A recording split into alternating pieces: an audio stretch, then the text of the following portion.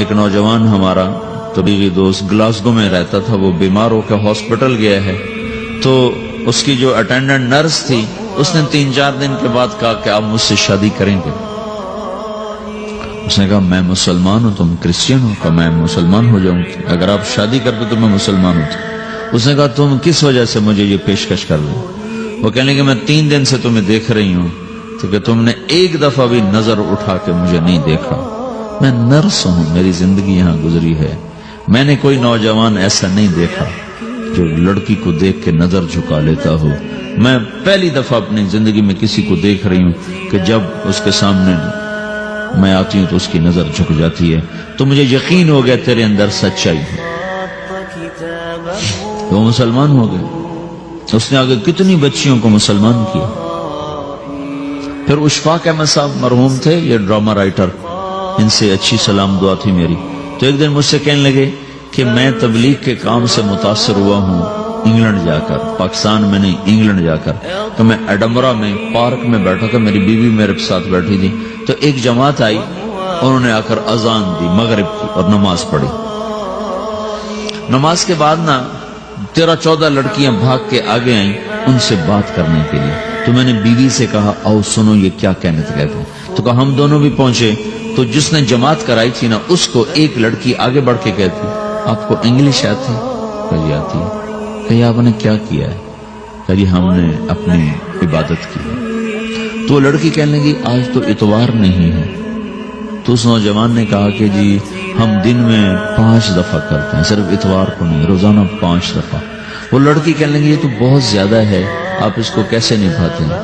تو اس نے اس کو جواب دیا، 2-3 سوال اس نے اور کیے، جواب دیا، تو کہنے لگی اچھا بہت مہربانی، اس نے سے ہاتھ بڑھایا آگے ملانے کے لیے نا، تو وہ نوجوان کہنے لگا میں آپ سے معافی چاہتا ہوں، میں آپ کو ہاتھ نہیں ملا سکتا۔ تو اس لڑکی نے کہا کیوں؟ کہ یہ ہاتھ میری بیوی کی امانت ہے اور کسی کو نہیں لگ سکتا۔ تو لڑکی کھڑی تھی، وہ زمین پہ گر گئی، صرف اس بہت وہ زمین پہ گر گئی، کھڑے کھڑے وہ زمین پہ گر گئی، اور وہ بچوں کی طرح رونے لگی پھوٹ پھوٹ کے، اور کہنے لگی وہ لڑکی کتنی خوش قسمت ہے جس کے تم خامد ہو، کاش یورپ کے مرد بھی ایسے ہی ہوتے۔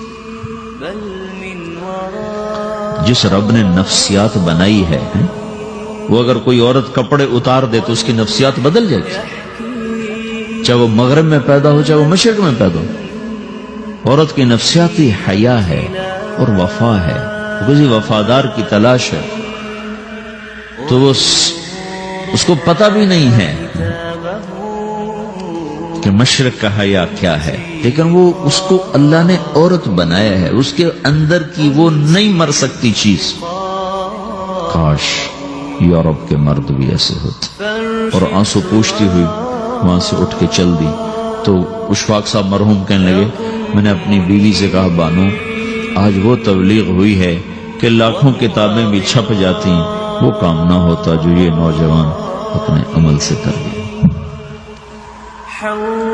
تو میرے عزیزو کٹی پتنگ نہ بنو، اپنی کٹی پتنگ کی منزل کوئی نہیں رہتی۔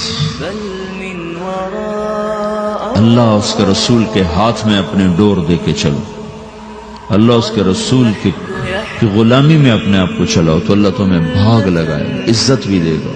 اپنی منمانی میں کوئی راحت نہیں، اللہ کی قسم کوئی راحت نہیں۔ 6 بر اعظم پھر کے تمہیں بتا رہا ہوں کہ جو اپنی ترتیبوں پر چلنے والوں کے دکھ آپ لوگ اندازہ نہیں لگا سکتے۔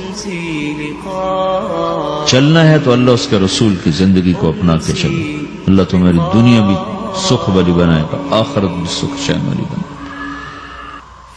لیکن یہ سیکھنا پڑے گا، سیکھنا پڑے گا۔ تبلیغ اس کو سیکھنے کی محنت ہے اور اس کو آگے پہنچانے کی محنت ہے۔